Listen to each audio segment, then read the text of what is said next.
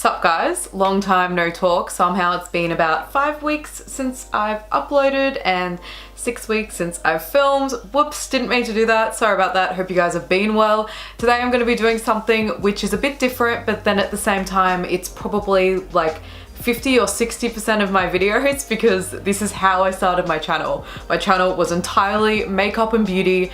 Then I just didn't feel much point in it. I get that it helps increase people's confidence, but makeup is also one of those things that can create more insecurity, so I felt a bit weird and I just backed away from makeup for a while. But recently there are some brands that have released full vegan ranges, and as you guys will know, I'm passionate about veganism and ethical purchasing, so I was very excited to see it, and also they were so affordable and I got a couple as a present. The brand I'm reviewing today is called W7, and I'm sure most of you guys in Australia have heard of it because it's probably the cheapest makeup brand out there.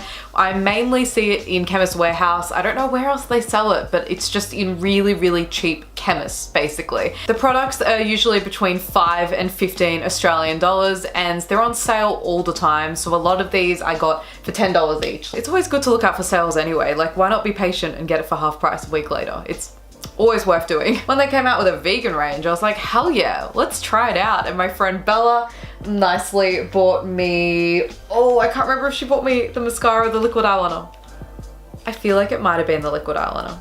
And then my mom got the mascara. Thank you to my mom and Bella for that. So I'm reviewing 5 of their products today. They also have a concealer, lipsticks, and eyeshadows. I have way too many lipsticks and eyeshadows, so I didn't think it was worth trying out. And they unfortunately didn't have my shade in concealer. So today I'll be trying their HD foundation in the shade Fresh Beige, their matte bronzer in the shade Sun Kissed, but I'm pretty sure there's only one shade, but their bronzer. Their highlighting powder in the shade Nature's Glow. Again, I'm pretty sure there's just one shade, but I guess if they increase the range, makes sense to put a name on it. Their liquid eyeliner in Very Black and their Very Black mascara in, as you would have guessed, Very Black. I don't really watch any makeup videos now, but I remember back in the day when I watched heaps, I used to get so frustrated that there weren't many people who filmed videos that zoomed in this much, so you could only kind of tell if the product works.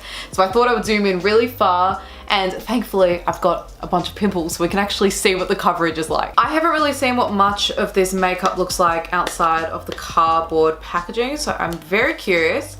That's good that the packaging's cardboard and not plasticky. Actually, I just realized I think the coating's technically plastic. Ooh, it can be recycled, so that's good. So this is what the packaging looks like. The whole frosting outer layer actually makes it look a little more expensive. It says on here, shake before use and apply evenly to your face and blend with your fingertips for a flawless complexion. So I think it's meant to be quite high coverage. I don't really wear that much foundation anymore, so that looks like a lot, but we'll see. Hopefully this shade matches. It appears to be like other foundations that I use when I'm not tanned. It is quite yellow toned, which I noticed because I have very pink toned skin, which I'm sure you can tell. Put it on my ears as well. I don't know if many people do this. Let me know in the comments if you normally put it on your ears, because I normally do to like reduce the redness of them. And so it's blended in a little nicer if it's not a perfect color match. Okay, it dries quite matte because right now I'm trying to blend it in further with my fingers and I feel like I've kind of just ran out, but I didn't run out, it's just that it's dried already, which can be good, but it's a lot of pressure on my fingers to blend in time.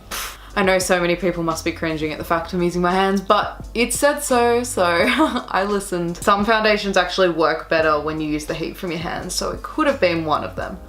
Or it could just be because they don't expect people to have brushes. I don't know. Not everyone has brushes, so I guess it makes sense. This is a light to medium coverage, which is quite interesting because it looked quite thick when I first applied it. I quite like it personally because it doesn't really look like foundation. It kind of has that BB cream look. Sits okay on my pimples actually, because you know how some foundations, they get really cakey and dry on your pimples and it kind of draws more attention to it, and then you're like, why am I wearing makeup? This is kind of worse. It's just sort of like a tint. If I had to rate this foundation out of 10, I would probably rate it a 7 because I have used foundations that look a little bit better, but in terms of a light coverage, it is still quite nice. It's not cakey at all. So next I'm gonna try the matte bronzer. The instructions are dust bronzing powder lightly over the nose, cheeks, and forehead for a natural matte sun-kissed glow. But this is matte, isn't it? It's a matte bronzer, so it sounds like a contour. Packaging looks like this. I think it looks all right. It's just plastic, it's shiny. It's nothing great, but not bad. It's hard to tell, but it has a little like, forgot about this plastic bit, a little love heart engraved in it, which is kind of random. Oh, okay, and it's like nature at the bottom. Very vegan. Love that it comes with a mirror. Big factor, because any product of mine that has a mirror, I'm more likely to use. It's not too powdery, like it's not flaking off or anything. It's definitely matte, but it could look like a shadow. It's not too orange, which is quite nice. Right now I'm just using my Eco Tools blush brush because I find that they work quite well for this kind of stuff. I feel like I might have put too much on there. All right. Ooh. I am using it as a contour at the moment just to test it out. I feel like I'm struggling to blend that part right here, but I feel like that often happens to me. I'll do around my temples. I know this is a bronzer, but I'm just curious what it's capable of. Just appears to be sort of grabbing onto parts of my face wrong, but it could be the foundation. It could be the foundation. It could be the way the foundation dries, that maybe it just doesn't cope with having powders on top. It works quite well for here, I have to say. It is the right color. Actually starting to blend a bit better now. It could just be how it initially sits on the skin, because right now it's starting to look a lot more like a shadow. I'll also try with the Real Techniques sculpting brush and see, because it's a little bit rougher and a better quality brush. So there's a whole patch here that just is rejecting the color. I don't know if you can see. You can see. I wonder if it's the foundation like coming off maybe. Either way, this does just feel like I'm adding shadows. Like it doesn't look like a bronzer. It doesn't look like a bronzer. I think what I'm gonna do is take a little bit on an eyeshadow brush and try to put it in my crease, because I often do that just so it matches my contour. I just find that to be quite pretty. So I'll give that a go right now and see how it works as an eyeshadow. It's not super pigmented, but obviously it's not meant to be because it's not an eyeshadow. So this could be quite nice to build up on. I think I would also rate this as a 7 because it looks good on camera. It does, but I don't have my glasses on. It could just literally be because of that. I would still say a 7 out of 10 because it's not amazing, but it does the job. I'm gonna try the highlighting powder, and I have a really good feeling about this because I feel like most highlighters turn out to be quite good. It just says apply the highlighting powder to your cheekbones and have a gorgeous glowing complexion. And I honestly think I'm gonna like this one the most because when I swatched it in store, it looked a lot like the Balm Mary Lou Maninizer highlighter, and that thing's like $40. It's worth it, but it's pricey, and this was only $10. So I'm really hoping it could be a dupe of some kind or even just similar. This is what the packaging looks like, I have to say. I like that these match. That's quite nice, but again, I'm not a massive fan of the white. I think I prefer black. I don't know if you can see, but that is so similar to the Balm Mary Lou Maninizer. I'll go get it and put them side by side. Look at that. They're really similar. Mary Lou's super pigmented, so I don't think they'll be the same, but that's Mary Lou. To say that swatch quite similar. Whoa. So to apply the highlighter, I'm gonna use my Real Techniques fan brush. Not too powdery, not too much is coming off, which is good. Ooh. My alarm, really. Well, that moment just had to be spoiled, but look at this. It is quite beautiful, I have to say. It is so similar.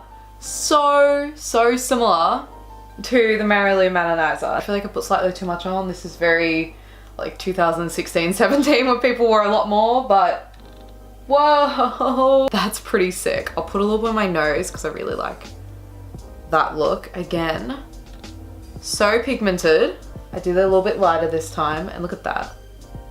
Keep in mind the lighting in here is so extreme that like in regular outdoor lighting, unless I'm in direct sunlight, it wouldn't be doing this. So it's not that extreme. My Cupid's bow, that sits nicely though. I have to say, that's nice.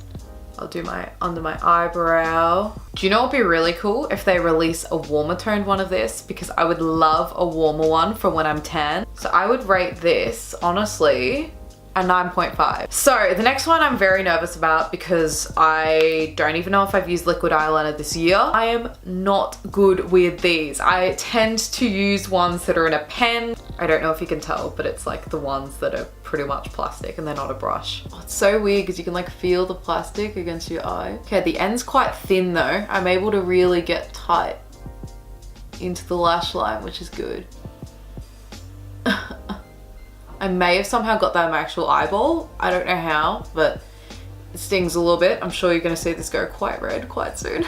Well, that's already like losing a point for me, the fact that I was able to do that so easily, and I was being careful.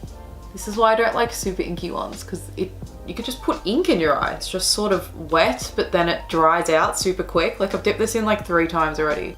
What's weird is the edges of it are dry, and like how I tend to do liquid eyeliner is I go flat like this. I don't go down like a pen. It is getting so caught on my eyelashes because it's so pointy and plasticky. Like it's gripping to it like a mascara wand. See how the lashes are getting coated? I'll do a little bit for you and hopefully you can see what I'm talking about. See how I'll be like this and the lashes just grip on because this whole wand makes it stick. If I go lengthways like this, you'll see that it doesn't work. This feels so messy. This is not how I wear makeup. Like this is so, it's just like a half-assed job. Still gonna rate this a 4 because it did the job and maybe a makeup artist could make this work, but the average person isn't gonna be able to do this very neatly. And I think that's an issue because liquid eyeliner is hard enough. Like why does it have to be more complicated? Now I'm gonna try to find a way to remove this off my eyelashes so that I can test the mascara properly, because otherwise it's just gonna clump. Like of course it's gonna clump. Weirdly, I feel like this kind of works as mascara. Like the mascara looks quite nice. It like separated my lashes pretty well, which is super weird, and it is very black, but frustrating because I couldn't really remove it. It actually took out like 4 of my eyelashes just from getting water and toilet paper, which is a bit of an issue. Let's have a look. Ooh. The formula sounds nice and wet. I also really like the size of this wand because I do like quite big ones, but I'm trying to steer away from the massive ones I used to buy because it's just not as good as I thought. This is shit. This is honestly really bad. Let's try the other one. And it's a fiber brush for those who are interested. Okay, it's struggling a bit through the liquid eyeliner, understandably. But weirdly, I'm actually taking it off with the mascara because it's loosening up. I'm like pulling it out. I feel like it's doing a job at lengthening my lashes, but it could be because it has to pull the liquid eyeliner out. That's ridiculous. Then it gets everywhere. Man, that eyeliner sucks. I don't know if I've used an eyeliner that bad. Like that was not cool.